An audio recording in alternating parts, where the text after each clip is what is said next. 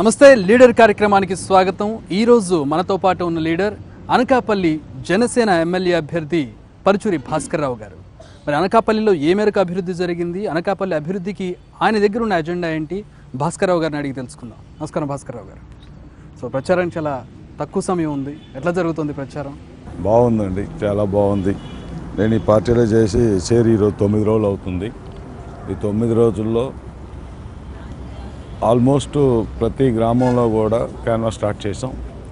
ప్రతి గ్రామంలో కూడా కార్యకర్తలు ఉదయం సాయంత్రం క్యాన్వాస్ స్టార్ట్ చేసే స్థాయిని క్రియేట్ చేసాం.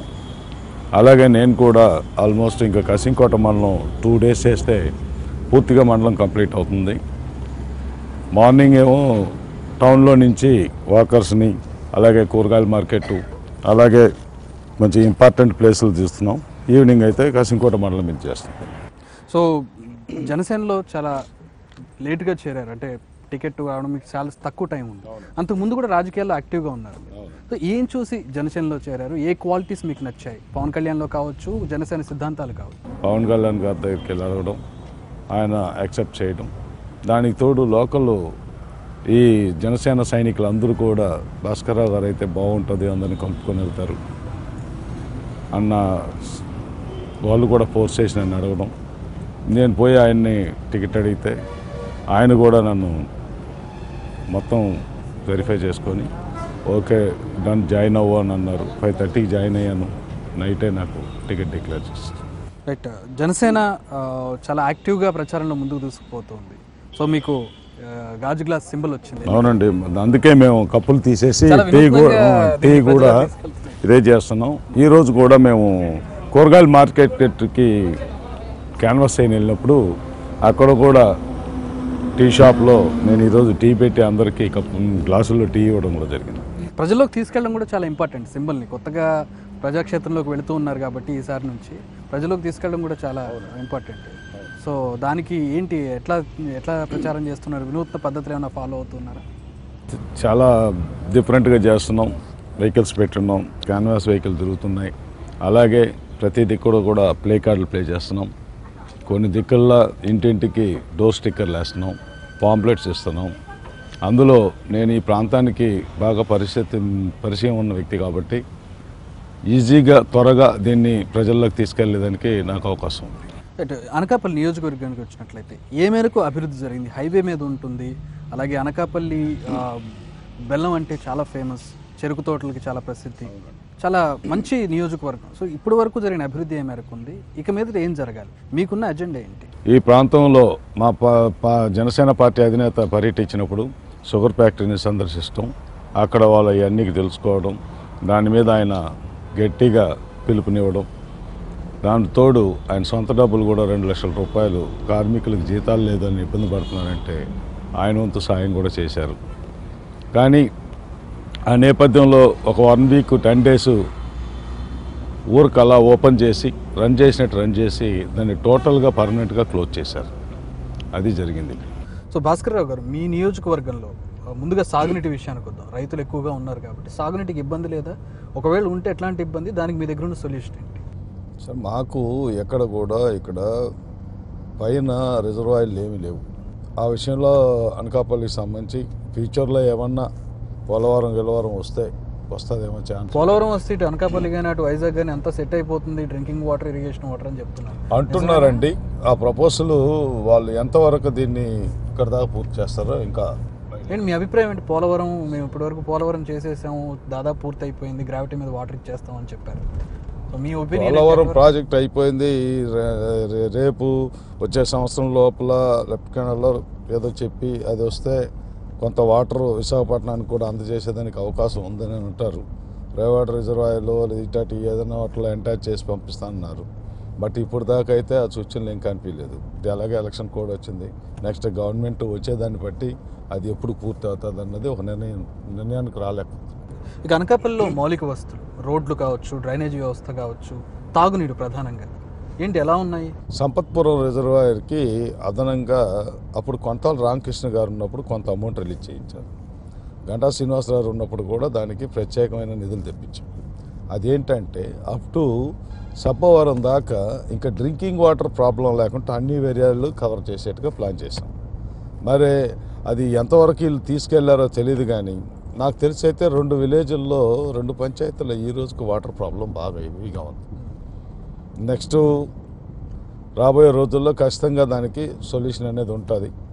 ఏది ఏమైనా రేపు నేను ఎలక్షన్ తర్వాత అయినా నన్ను జనాలు ఆశీర్వదించకపోయినా ఖచ్చితంగా మాత్రం నేను ఇంకో వాటర్ ట్యాంకర్ పెట్టి ఆ పర్టికులర్ 2 విలేజ్లు సప్లై చేయాలని మాత్రం నిర్ణయం తీసుకున్నాను. ఇక వైద్యం, విద్య, ముందుగా వైద్యానికి వెళ్తాం. ఎట్లా ఉంది ప్రైమరీ హెల్త్ కేర్ సెంటర్లు కానివ్వండి? సార్ వైద్యంకి వచ్చి ఇంతకుముందు అనకాపల్లిలో 30 పడకల హాస్పిటల్ ఉండేది. దాన్ని పిఆర్పి టైంలో మేము 300 పడక చేసాం. హాస్పిటల్లో బ్రహ్మాండంగా సెట్ అయింది, అన్ని ఫెసిలిటీస్ తెచ్చాం. కానీ దాంట్లో కరెక్ట్గా డాక్టర్స్ లేరు. దాని మీద చాలాసార్లు కమ్యూనిస్ట్ వాళ్ళు పోరాటాలు చేశారు. జనసేన పార్టీ కూడా ఇంతకుముందు దాని మీద 2-3 సార్లు నేను జాయిన్ అవ్వకముందే పోరాటాలు చేశారు.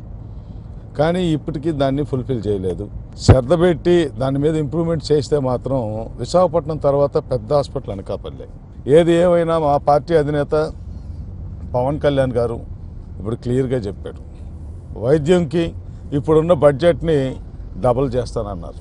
అలాగే ప్రతి హాస్పిటల్లో కూడా సిబ్బందుల్ని ప్రతి పాయింట్కి ఉండేట్టుగా చూసి ఏ ఇబ్బందులు రాకుండా మా జనసేన పార్టీ నుంచి నడుపుతామని చెప్పి వైద్యానికి పెద్దపీట వేశారు. మా మేనిఫెస్టోలో కూడా అది ఉంది. సో భాస్కర్రావు గారు, ఇప్పుడు అనకాపల్లి కోల్కతా హైవే మీద ఉంది, విజయవాడకి వెళ్ళొచ్చు, ఇటు విశాఖపట్నంకి వెళ్ళొచ్చు. ఈ పొటెన్షియల్ని, హైవే మీద ఉన్న పొటెన్షియల్ని పూర్తి స్థాయిలో వాడుకున్నారనుకుంటున్నారా? అనకాపల్లికి రావాల్సిన ఇండస్ట్రీస్ వచ్చినాయి అనుకుంటున్నారా? సార్ ఒక్క విషయం సార్, అనకాపల్లి విశాఖపట్నానికి 34 కిలోమీటర్లో ఉంది. But Anakapalli to Vijayawada almost 5 hours journey డిస్టెన్స్లో ఉంది. మా అనకాపల్లి విశాఖపట్నం గ్రేటర్ విశాఖపట్నంలో ఉన్న అనకాపల్లికి ఈరోజు ఒక్క ఇండస్ట్రీ వచ్చిందండి, ఒక సిమెంట్ ఇండస్ట్రీ వచ్చింది. మీరు పక్కనే ఉన్న పెందుర్తి కాన్స్టిట్యున్సీ చూస్తే లంకిల్పాలెంలో బోల్డ్ ఇండస్ట్రీస్ వచ్చాయి. అలాగే ఎలమంచిలి కాన్స్టిట్యున్సీ అచితాపురంలో దాదాపు 100 ఫ్యాక్టరీలు వచ్చాయి. కానీ గ్రేటర్ విశాఖపట్నంలో ఉన్న అనకాపల్లి కాన్స్టిట్యున్సీకి దాదాపు అనకాపల్లి సిటీ నుంచి 3-4 కిలోమీటర్లో గవర్నమెంట్ ల్యాండ్స్ బోల్డ్ ఉన్నాయి. అలాగే ప్రైవేట్ ల్యాండ్స్ కూడా తక్కువ రేట్లో ఉన్నాయి. కానీ మా ప్రాంతానికి ఇప్పుడు దాకా ఒక్క ఇండస్ట్రీ కూడా రాలేదు. ఒక సిమెంట్ ఫ్యాక్టరీ పెద్దది ఆ మధ్యలో మనం గంటా శ్రీనివాసరావు ఉన్న టైంలోనే అది స్టార్ట్ అయింది. ఇప్పుడు అది రన్నింగ్లో ఉంది. ఇంకోటి చిన్న ఇండస్ట్రీ, ఇదో ఎగ్జాంపుల్ అదో కనిపిస్తుందండి, ఆ ఇండస్ట్రీ చిన్న ఇండస్ట్రీ అది ఒకటే ఉంది. ఇంకా ఏ ఫ్యాక్టరీలు కూడా రాలేదు. ఇండస్ట్రీస్ తేవాలన్న ఆలోచన పాలకుల్లో రావాలి. ప్రభుత్వం మరి స్కిల్ డెవలప్మెంట్ చేస్తున్నాము, వాళ్ళని ఉద్యోగుల్లో చేర్పిస్తామని చెప్తోంది. అదే మరిగా ఒక్కసారి ఇక్కడ జాబ్ మేళా పెట్టారు. అనకాపల్లిలో జాబ్ మేళా పెట్టారే కానీ పేరుకి, అది ఎందుకు పెట్టారంటే జాబ్ మేళా పెట్టారు కదా, మీ అందరికీ ఎన్ని మందికి ఉద్యోగాలు వచ్చాయని అడిగాను నేను. దానికి వాళ్ళు చెప్పింది ఒకటే మాట, సార్ జాబ్ మేళా పెట్టారు సార్, కానీ అన్ని ఫ్యాక్టరీలని పిలిపించారు, మొత్తం రాసుకున్నారు. చివరికి ఇందాక చెప్పిన ఎమ్మెల్యే టీంలో కొన్ని మంది ఉంటారు సార్, వాళ్ళు ఎవరికైతే లెటర్ ఇస్తారో వాళ్ళకే ఇస్తారు సార్. అంటే అవి కూడా ఇందాక చెప్పినట్టే అవగొట్టేశారు సార్ అని చెప్తున్నాడు. అంటే అవి కూడా అమ్ముకున్నట్లే. అది సో ప్రచారంలో మీకు చాలా అనూహ్య స్పందన వస్తుంది. అయితే గత ఎలక్షన్స్లో మీరు టీడీపీ తోటి కలిసి వెళ్ళారు, పోటీ చేయలేదు. ఈసారి విడిగా పోటీ చేస్తున్నారు. ఎట్లాంటి రెస్పాన్స్ ఉంది, ఎట్లాంటి కార్యాచరణతో వెళ్తాం? లాస్ట్ టైం మా పార్టీ అధినేత జనసేన పార్టీ అధినేత పవన్ కళ్యాణ్ గారు టీడీపీకి మద్దతు తెలియజేశారు. ఆ రోజుల్లో మా కార్యకర్తలను అంత ఎక్కువగా కూడా వాళ్ళు ఉపయోగించుకుంది లేదు. కానీ ఇప్పుడు అలా కాదు, ఇది మా పార్టీ, మా సీటు, మేం గెలవాలి అన్న తపన సైనికుల్లో మాత్రం చాలా ఉత్సాహంగా ఉంది. అందులో మా పార్టీ అధినేత గాజువాక నుంచి పోటీ చేసినప్పుడు గతంలో ఉమ్మడి రాష్ట్రం ఆంధ్ర రాష్ట్రం కానీ మొన్న విడిపోయిన 13 జిల్లాల ఆంధ్ర రాష్ట్రం కానీ ఏమైందంటే ఈ ఉత్తరాంధ్ర నుంచి ఒక సీఎం ఏ రోజైనా ఒక సీఎం అవుతారా అన్న కలగానే మిగిలిపోయింది.